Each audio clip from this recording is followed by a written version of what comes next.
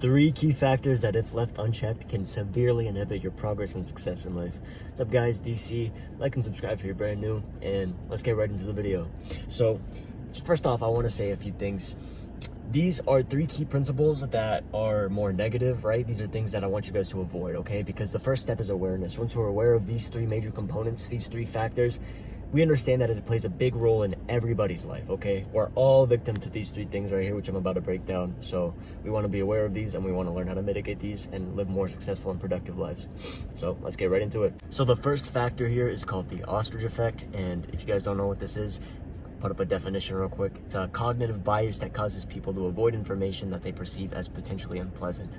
And basically, this is somebody who has a poor mindset as opposed to a rich mindset, not in the sense of money, right? And it doesn't have to be in financial wealth, but in somebody who is struggling with facing challenges, with facing criticism, right?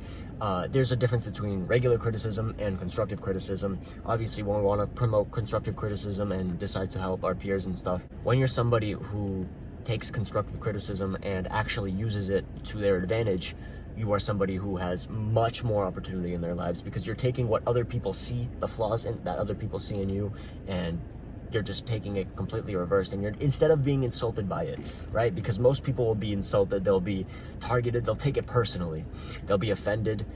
Don't take it that personally. What you want to understand is that they said something because there's something that you can improve. That's the mindset that you want to have. Is if they said something that may have hurt your feelings, right? Ultimately, they said it for a reason. And, you know, most times it's because there's something that you could be improving, something that could put you in a better position, whether it's more status, more money. There's a few things, right?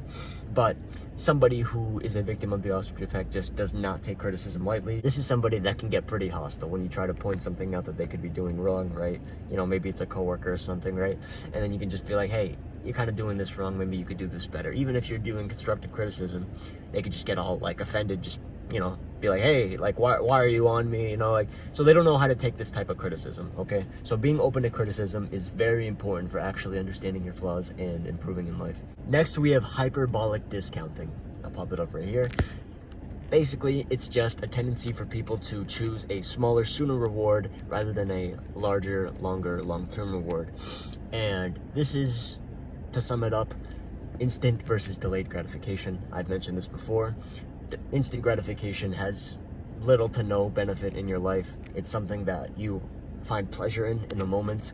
Sure, you enjoy it, like, you know, something like smoking, or you're watching your favorite show or something, as opposed to doing delayed gratification activities that actually provide you with benefits in the long run, especially through the compound effect. That is how the delayed gratification really benefits us. And it's through things like going to the gym, reading books, you know, working on businesses, and actually working on getting your money up. You know, like there's all sorts of things, like eating healthy food, of course.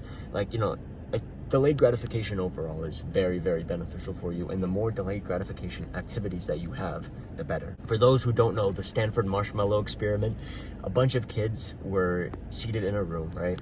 And they were given 2 options. You could either have 1 marshmallow right now, or you could wait 30 minutes and then have 2 marshmallows. Interesting experiment, right? What do you think most of the kids did? Oh, well, you were right. Most of the kids chose instant gratification. And since like attracts like, when you're doing a few instant gratification activities, it's so easy to just keep doing more, because that dopamine response in your brain is just saying, yeah, dude, I'm not putting in that much effort and I'm getting so much pleasure from it. And your brain thinks it's having fun. Like, your brain just thinks like, oh, I'm having a blast. Let's keep doing just like random degenerate shit, like, right? So you got to understand how instant gratification works, and learning how to mitigate that within your life and focusing on delayed gratification activities is very, very beneficial. The third principle is social proof, which, a basic definition, our tendency to think and act as others around us think and act. I mean, it's like monkey see, monkey do, right?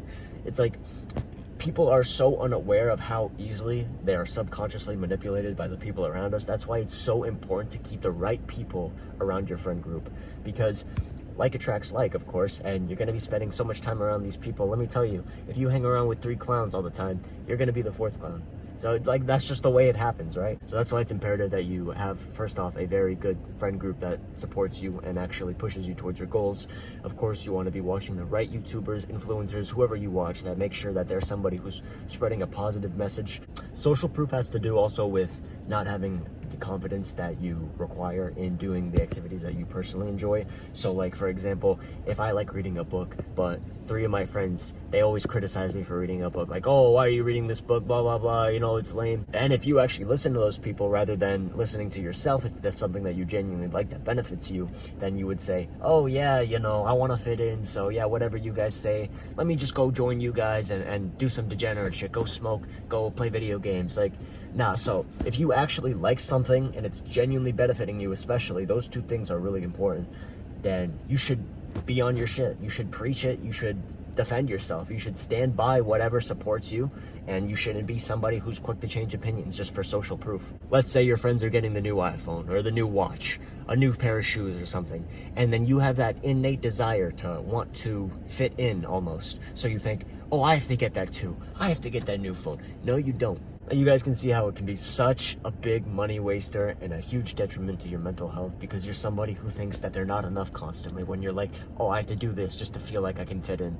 No, like the reality is, if you were just honestly like your true self, your honest, more masculine self if you're a guy, or your honest, more feminine self if you were a female, then like, who cares what they think, okay? Like, be yourself. So overall, Ostrich Effect, hyperbolic discounting, and social proof. These 3 things, if left unchecked, can have a huge detriment in your life. So that's why the first step is awareness, of course, and that'll probably be my next video.